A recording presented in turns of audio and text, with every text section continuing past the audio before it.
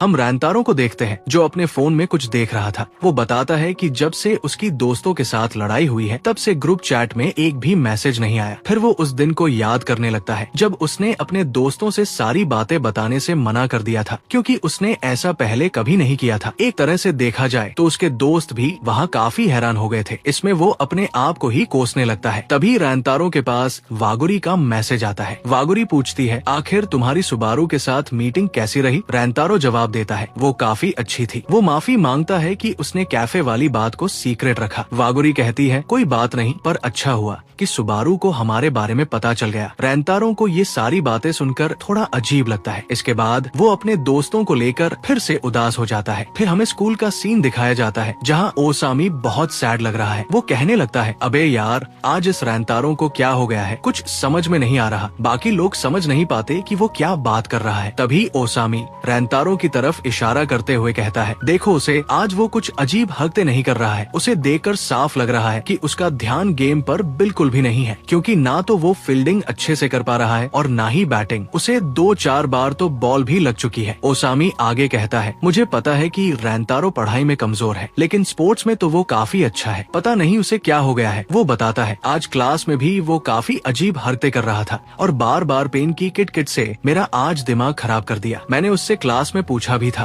तुझे कोई प्रॉब्लम तो नहीं है ना? और वो घबराते हुए बोला, नहीं, मुझे कोई प्रॉब्लम नहीं है। ओसामी कहता है, तुम दोनों को समझ में आ गया होगा कि मैं क्या कहना चाह रहा हूँ। बाकी दोनों भी कहते हैं, हाँ भाई, समझ गए हम। तभी ओसामी कहता है, मेरे पास इस प्रॉब्लम को सॉल्व करने का धमाकेदार प्लान है। देखो अब मैं क्या करता हूँ। और हम देखते हैं कि वे सभी रैंतारो का पीछा करने लगते हैं और सोचते हैं कि इससे वो जान पाएंगे कि आखिर उसे हुआ क्या है। ओसामी साकू को कहता है, तुझे अब माफी मांग लेनी चाहिए। साकू माफी मांगना तो चाहता था, लेकिन उसकी अभी हिम्मत नहीं हो रही थी। अयातो कहता है, साकू और रैंतारो दोनों ही जिद्दी है, ये एक दूसरे से कभी बात नहीं करेंगे। ओसामी कहता है, हाँ सही कहा भाई तुमने। तभी वो देखता है कि रैंतारो एक गली में जा रहा होता है, जिसके बाद वो भी उसके पीछे पीछे चल देते हैं। वे लोग काफी देर तक रैंतारो का पीछा करते हैं और सोचने लगते हैं कि आखिर वो और कितनी दूर जाने वाला है। और ये सीन सच में काफी फनी होता है। इसके बाद हम देखते हैं रैंतारो एक पार्क में जाकर किसी का इंतजार करने लगता है। बाकी लोग सोचने लगते हैं, आखिर ये रैंतारो यहाँ क्या कर रहा है? तभी वहाँ सुबारू और वागुरी आ जाती है। और भाई ये सीन देख के तो तीनों दोस्त काफी ज्यादा हैरान हो जाते हैं, सच में बहुत ज्यादा हैरान। इसके बाद हमें एक रेस्टोरेंट का सीन दिखाया जाता है जहाँ वागुरी, सुबारू और रैंतारो एक साथ बैठे हैं। वागुरी वहाँ बड़े मजे से खाना खा रही थी और सुबारू कॉफी पी रही थी और रैंतारो कोल्ड ड्रिंक पी रहा था। तभी रैंतारो कहता है, मुझे माफ करना, मैं तुम्हें इतना परेशान कर रहा हूँ, मेरी वजह से तुम्हें इतनी दूर आना पड़ा। वागुरी जवाब देती है, नहीं, ऐसी बात बिल्कुल नहीं है, मैं तो बहुत खुश हूँ क्योंकि इस बहाने मैं तुमसे इतना मिल तो पाई। ये कहकर उसे एहसास होता है कि उसने कुछ ज्यादा बोल दिया, जिसपे वो शर्मा कर चुप हो जाती है और उन बातों को याद करने लगती है जब सुबारू ने कहा था, रैंतारो तुमसे मिले बिना नहीं रह सकता। ये बातें सोचते हुए वागुरी और भी ज्यादा शर्मा जाती है और उसे देख के सुबारू काफी वियर्ड सा फेस बनाने लगती है। तभी हम देखते हैं कोई पीछे बहुत जल रहा होता है और हम देखते हैं कि ओसामी वहाँ सब देख रहा होता है। वो तो बहुत ज्यादा गुस्सा हो रहा था क्योंकि रैंतारो इतने टाइम से दो लड़कियों से बात कर रहा था। वो सोचता है, हम तो एक भी लड़की से बात नहीं कर पाते और रैंतारो दो लड़कियों से बात कर रहा है। और अयातो तो भाई वहाँ खाना ऑर्डर करने लगता है, मानो उसे इससे कोई फर्क ही नहीं पड़ा हो। तभी साकू उन दोनों को थोड़ा धीरे बोलने के लिए कहता है, पर ओसामी तो भाई और भी ज्यादा तेज बोलने लगता है और ये सीन भाई काफी फनी होता है। साकू वहाँ पे सोचने लगता है, रैंतारो आखिर कियो हाई स्कूल की दो लड़कियों के साथ क्या कर रहा है? इनमें वागुरी का तो चलो कोई नहीं, बट वो सिल्वर बालों वाली सुबारू का सीन मुझे समझ नहीं आया। उसे तो चिदौरी से नफरत है, फिर वो यहाँ क्या कर रही है? तभी सुबारू कहती है, रैंतारो तुम्हें हमसे कुछ बात करनी थी, तो बोलो क्या बात है? रैंतारो जवाब देता है, तुम्हें वो तीनों लड़के याद है जो हमें लाइब्रेरी के बाहर मिले थे? वागुरी कहती है, हाँ वही जो तुम्हारे दोस्त है। रैंतारो बताता है, मैं उन सभी को तुम दोनों के बारे में बताना चाहता हूँ, मतलब मेरे, तुम्हारे और वागुरी के बारे में। फिर वो कहता है, असल में मैं उन तीनों से काफी टाइम से सब सीक्रेट रख रहा हूँ, लेकिन अब मैं उनसे कुछ नहीं छिपा सकता। फिर वो अपने बचपन की बातें बताने लगता है कि उसे सभी लोग इग्नोर करते थे। उसे याद भी नहीं था कि उसने आखिरी बार कब किसी से अच्छे से बात की थी, बट जब से वो चिदौरी स्कूल में आया है वो तीनों हमेशा मेरे साथ रहे हैं। वो कहता है, पहले तो मुझे वो सब थोड़े अजीब लगे, लेकिन मुझे पता चला कि वे सचमुच बहुत अच्छे हैं और इस दुनिया में ऐसा कोई भी नहीं है जो उनकी जगह ले सके। वे इकलौते लोग हैं जो मुझसे बिल्कुल नहीं डरे। फिर वो कहता है, जैसे तुम वागुरी को बहुत पसंद करती हो, वैसे ही मैं अपने दोस्तों को बहुत पसंद करता हूँ। वो वागुरी को धन्यवाद देता है कि उसने उसे पढ़ाया, जिससे उसे पहली बार लगा कि वो फेल नहीं होगा बल्कि अच्छे नंबर से पास हो सकता है। वो कहता है उसी तरह मैं अपने दोस्तों को खोने में फेल नहीं हो सकता, मैं उन्हें पाने के लिए कुछ भी कर सकता हूँ, इसलिए मुझे माफ करना मेरी वजह से अगर तुम्हें कोई परेशानी हुई हो तो, लेकिन मैं अपने दोस्तों से अब और कुछ नहीं छिपा सकता। वागुरी मुस्कुराते हुए कहती है मुझे कोई परेशानी नहीं है बल्कि मैं तो बहुत खुश हूँ। वो सुबारू से पूछती है और सुबारू कहती है जब वागुरी को कोई परेशानी नहीं है तो मुझे कैसे हो सकती है? तुमने सिर्फ वागुरी को नहीं मुझे भी बताया, इससे पता चलता है कि तुम सचमुच बहुत अच्छे इंसान हो। वागुरी भी कहती है अगर तुम्हारे दोस्त तुम्हारे लिए बहुत कीमती है तो मैं भी उन पर विश्वास करती हूँ। फिर वो सुबारू से कहती है हमें उन तीनों से भी दोस्ती कर लेनी चाहिए। ये सुनकर सुबारू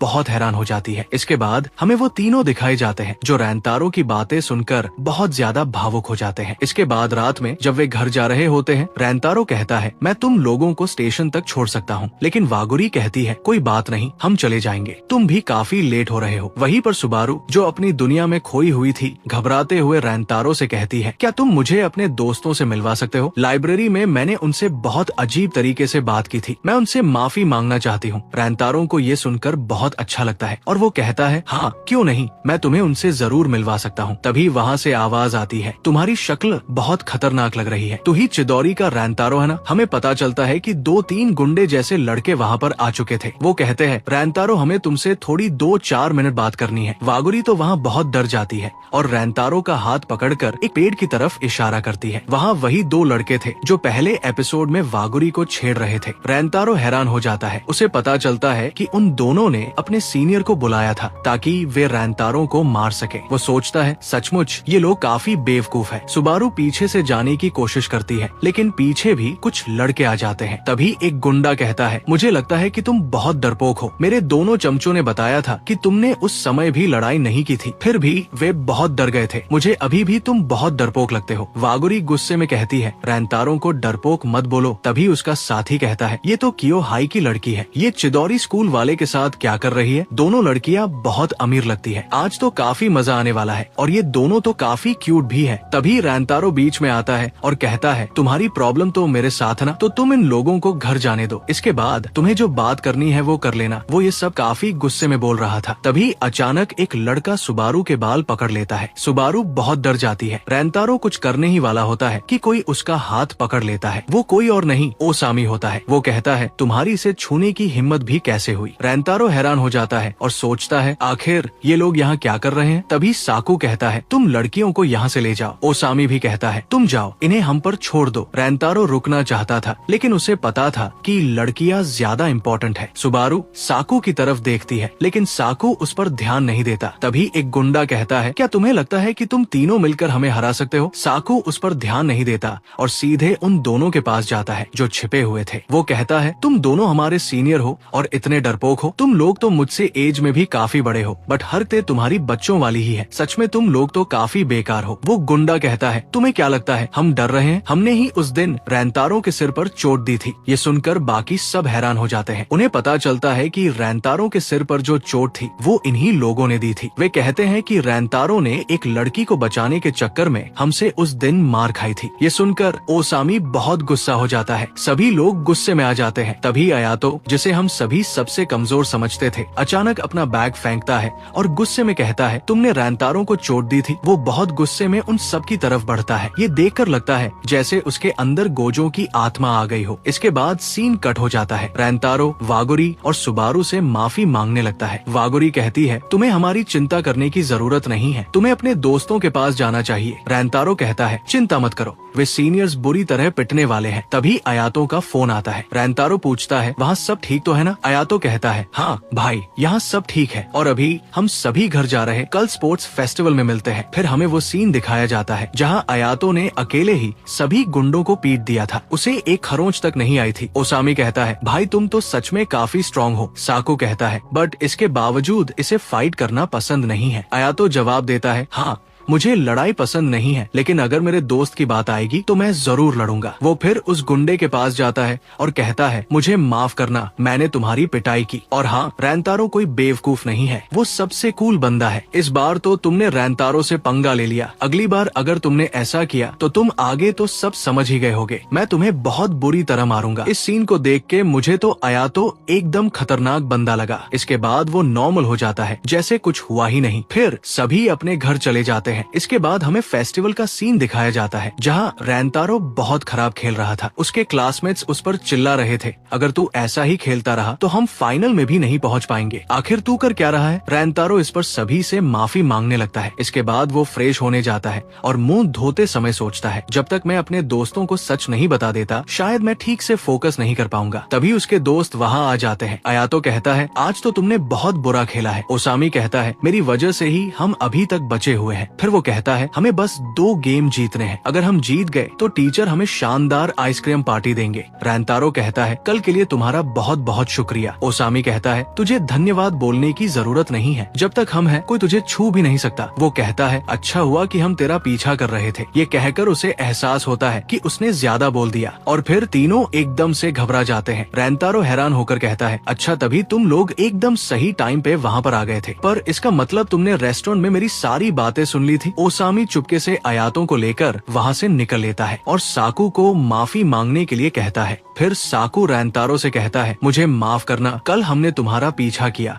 और तुम्हारी सारी बातें भी सुनी और उन सब चीजों के लिए भी सॉरी जो मैंने तुमसे उस दिन कह दी थी। फिर रैंतारो कहता है, अरे नहीं, तुम क्यों माफी मांग रहे हो, माफी तो मुझे मांगनी चाहिए। और इसके बाद साकू कहता है, नहीं मुझे माफी मांगनी चाहिए। और रैंतारो कहता है, नहीं मुझे माफी मांगनी चाहिए। और ये सब काफी देर तक चलता रहता है। तभी साकू को रियलाइज होता है कि रैंतारो हमेशा से ही सारा ब्लेम अपने ऊपर ले लेता है। फिर वो कहता है, रैंतारो अब जो मैं कहने जा रहा हूँ उसे ध्यान से सुनना, मैं फिर दोबारा कभी नहीं कहूँगा। वो कहता है, कल तुमने जो कुछ भी कहा उससे मुझे बहुत खुशी हुई। मुझे पता है मैं काफी जिद्दी हूँ, बट फिर भी मैं तुम तीनों पर बहुत भरोसा करता हूँ। मैं उन दोनों लड़कियों की भी काफी रिस्पेक्ट करता हूँ, वे हमेशा एक दूसरे पे ट्रस्ट करती है, सो प्लीज तुम हम पर ट्रस्ट कर सकते हो। और भाई ये सब सुन के रैंतारो काफी इमोशनल हो जाता है और वही बैठ जाता है। वहीं पर ओसामी और आयातो डर रहे थे कि कहीं ये दोनों फिर से लड़ने ना लगे, लेकिन तभी वे देखते हैं कि रैंतारो और साकू की दोस्ती हो गई है। ये देख के वो काफी खुश होते हैं। इसके बाद अब रैंतारो गेम पर फोकस कर पाता है। वो एक शानदार शॉट मारता है जो परफेक्ट होम रन होता है। वो भागते हुए आसमान की तरफ देखता है, आसमान भी उसके दिल की तरह शांत था। उसे बहुत अच्छा लगता है। आखिरकार वे लोग गेम जीत जाते हैं। सभी बहुत खुश होते हैं। टीचर को भी पता चलता है कि चारों फिर से दोस्त बन गए हैं। ये देखकर टीचर को भी बहुत अच्छा लगता है।